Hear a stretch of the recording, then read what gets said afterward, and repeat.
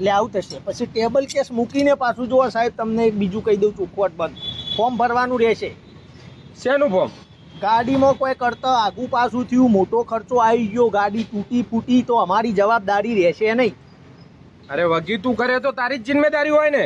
સમ સાહેબ, તમે નહીં ઓપરેશન કરતી વખત ફોર્મ ભરાવતા કે ભાઈ ઓપરેશન કરીએ છીએ પણ પેશન્ટને કશું થશે તો અમારી જવાબદારી રહેશે નહીં? એ વગી તો તમે જ કરો ને પેશન્ટને, તો એ તમે જવાબદારી નહીં લેતા તો અમે થોડી લઈ લઈએ? વાત કરો યાર.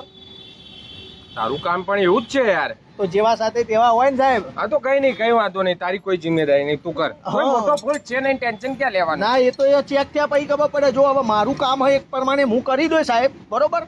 ડોક્ટર સાહેબ છો એટલે તમને ઇજ્જતથી વાત કરું, કામ કરી દો. પણ કદાચ કોઈ આગો પાછો મોટો ફોલ્ટ લાગશે તો મારા અધર મેકેનિક, બીજા મેકેનિકને બોલાવવાનો રહેશે. કેમ તમને નથી આવડતું? મારું જે કામ હોય વાયરિંગનું કામ બાકી હોય, વાયરિંગનું કામ મને ના ફાવતું, એના માટે બીજો મેકેનિક બોલો. તમારે નહીં હોતું ઓપરેશન કરવાનું હોય તો બહારથી ડોક્ટર બોલાવવો પડતો હોય, ખબર? હા એમ અમારે આમાં બહારથી મેકેનિક બોલાવવો પડે સાહેબ.